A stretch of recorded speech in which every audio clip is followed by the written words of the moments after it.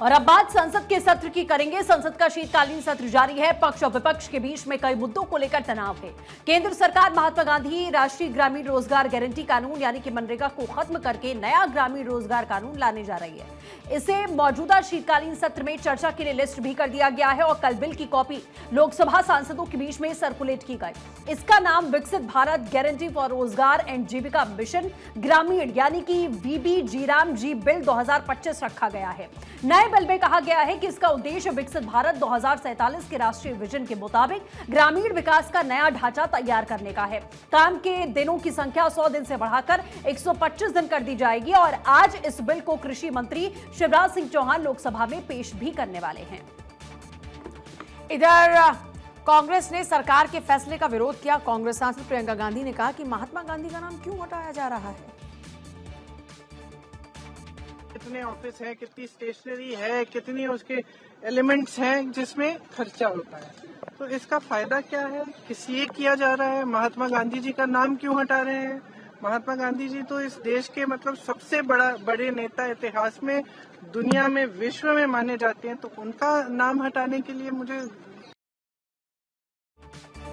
Bill में लिखे हुए उद्देश्य के मुताबिक पिछले 20 साल में मनरेगा ने ग्रामीण परिवार को रोजगार दिया, लेकिन गांव में हुए सामाजिक आर्थिक बदलाव को देखते हुए इसे और मजबूत करना जरूरी है। अब आपको बिल को लेकर उठे सवालों का जवाब भी देते हैं। इस बिल से क्या फायदा होगा और इसमें बदलाव क्यों किया गया, जरा समझिए इसको। ये 20 साल पुराने मनरेगा का आधुनिक संस्करण है। विकसित भारत 2047 का विजन है और हर ग्रामीण परिवार को 125 दिन रोजगार की गारंटी देता है। मजदूरी प्लस टिकाऊ ग्रामीण इंफ्रास्ट्रक्चर दोनों पर फोकस है। अब कैसे बेहतर है, कैसे अलग है, आइए वो जानते हैं। देखिए, रोजगार गारंटी 100 से 125 दिन की, बिखरे कामों की जगह पर 4 स्पष्ट प्राथमिकताएं इसकी। जल सुरक्षा, कोर ग्रामीण इंफ्रास्ट्रक्चर, आजीविका से जुड़ा इंफ्रास्ट्रक्चर, जलवायु आपदा से निपटने के काम।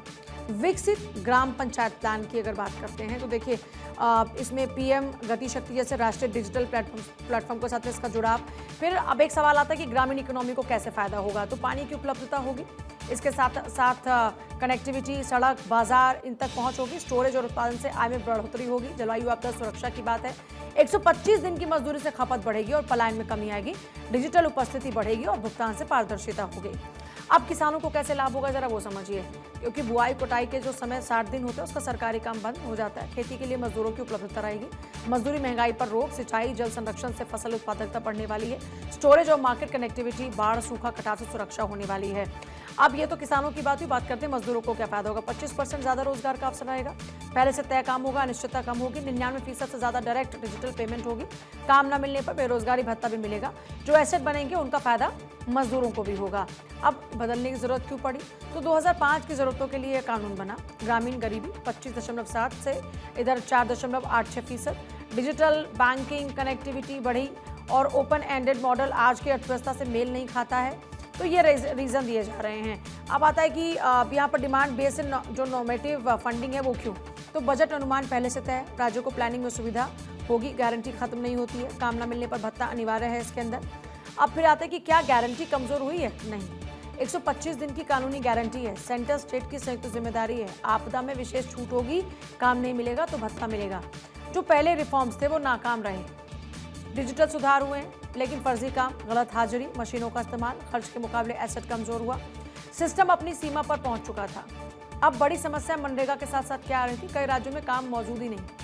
जैसे 193.67 करोड़ की गड़बड़ी का सामने आता है आंकड़ा। 100 दिन पूरे करने वाले परिवार सिर्फ 7.61% थे। NMMS और हाजिरी में बड़े पैमाने पर धोखाधड़ी सामने आई।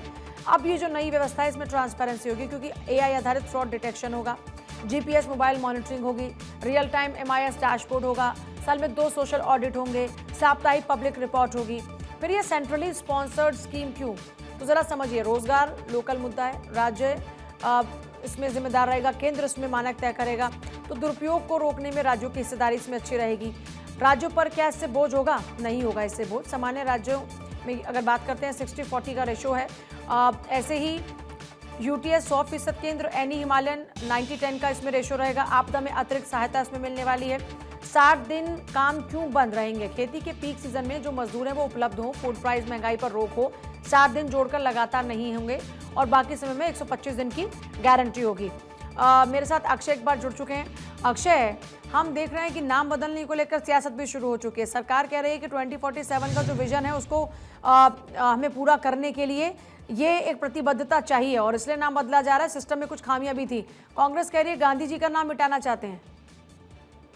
देखिए, सियासत है, सियासत चलती रहती है और खास करके संसद में जब ऐसे बिल लाए जाते हैं जो कि 20 साल से ज्यादा समय तक एक तरफ से ग्रामीण रोजगार पीड़ित हो रहे हैं, तो निश्चित रूप से उस पर सवाल किए जाए। लेकिन अब सरकार का साफ तौर पर कहना है कि मनरेगा का नाम बदल करके विकसित भारत गारंटी फॉर रोजगार एंड आजीविका मिशन, यानी कि मनरेगा की जो स्कीम है वो खत्म की जा रही है और दूसरी स्कीम लागू की जा रही है।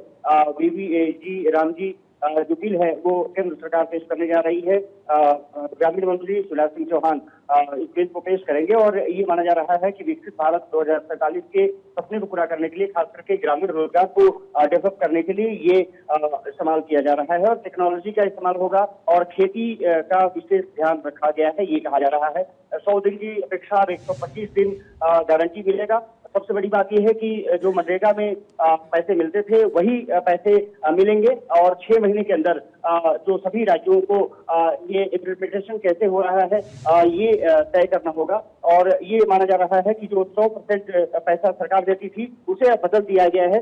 केंद्र और राज्य सरकार अलग अलग करेंगे। जो सामान्य राज्य है 7% लगभग केंद्र उनको देगा और 4% राज्य देंगे। इसके अलावा अन्य हिमालयी राज्यों में अलग रखा गया है। 90% केंद्र देगा, 10% जो केंद्र शासित राज्य है वो खर्च उठाएंगे। और ये कहा जा रहा है कि जो खेती के सीजन में जो ब्रेक मिलता था, किसानों को मजदूर नहीं मिल पाते थे, बुआई और कटाई के लिए नहीं मिल पाते थे, उसके लिए उसका इस्तेमाल किया जाएगा। और अगर काम नहीं मिलता है तो 15 दिन के अंदर तो ये माना जा रहा है कि बेरोजगारी भत्ता भी केंद्र सरकार देने जा रही है और ये पहले 30 दिन के लिए ये समय सीमा तय की गई है। सबसे बड़ी बात यह है कि जिस तरह से मनरेगा में तमाम घपले और घोटालों की बात आई थी, उसको लेकर के केंद्र सरकार की तैयारी में है और ये माना जा रहा है कि इस बिल को पेश करने का मकसद सिर्फ इतना है कि ट्रांसपेरेंसी लाया जाए और लोगों को ट्रांसपेरेंसी लाया जाए, ज्यादा काम मिले और लोगों को काम की गारंटी मिले, ये एजेंडा रखा गया है, ये मकसद बताया जा रहा है। बहुत शुक्रिया अक्षय आपका फिलहाल पूरी जानकारी के लिए।